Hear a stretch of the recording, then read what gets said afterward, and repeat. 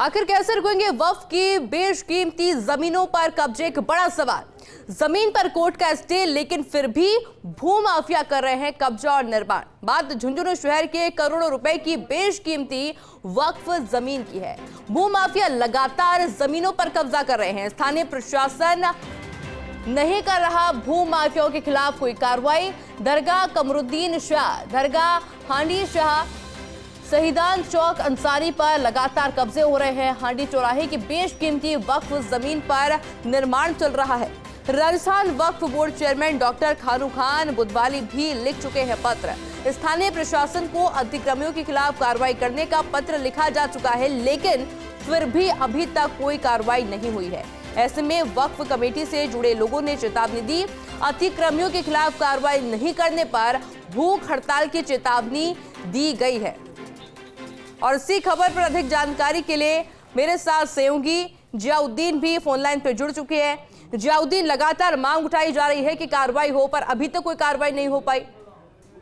देखिएगा कि बड़े आश्चर्य की बात है कि चूंकि वक्फ बोर्ड की जो जमीन है और टाइटल वक्फ बोर्ड के पास है और ऐसे के अंदर कोर्ट की तरफ से उसके ऊपर स्टे दिया हुआ है, लेकिन उन सब के बावजूद भी इन जमीनों पर लगातार कब्जा किया जा रहा है। और ऐसा नहीं, झुंझुनू शहर की ये पौष इलाके की जो जमीनें हैं, इन जमीनों के ऊपर पिछले कई सालों से पहले छोटे मोटे कब्जे होते थे, लेकिन अब बड़े लेवल के ऊपर कब्जे किए जा रहे हैं, अवैध निर्माण किया जा रहा है।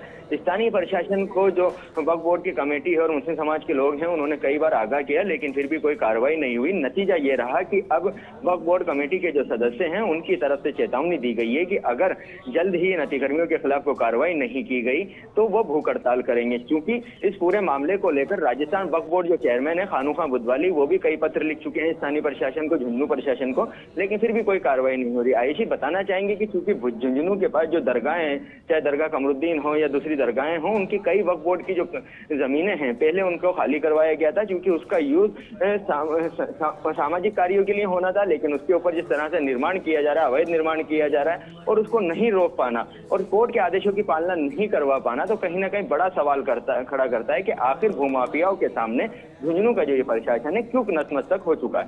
जी बिल्कुल जियाउद्दीन, और अब इंतजार रहेगा कि इस चेतावनी के बाद में क्या कुछ कार्रवाई की जाती है। अपडेट आपसे लेते रहेंगे जियाउद्दीन। फिलहाल के लिए बहुत बहुत शुक्रिया। हर खबर सबसे पहले पहुंचेगी आप तक, चाहे ब्रेकिंग न्यूज हो या हर वो खबर जो रखती है आपसे राबता। अपने मोबाइल पर डाउनलोड करिए फर्स्ट इंडिया ऐप। आप हमसे सोशल मीडिया प्लेटफॉर्म पर भी जुड़ सकते हैं। ट्विटर और फेसबुक पर कीजिए हमें फॉलो। यूट्यूब पर भी अपने पसंदीदा कार्यक्रमों का मजा। हमारी वेबसाइट पर करिए विजिट और जानिए वो तमाम खबरें जो आपको रखती हैं सबसे पहले, सबसे आगे। First India news digital platform पर भी फर्स्ट।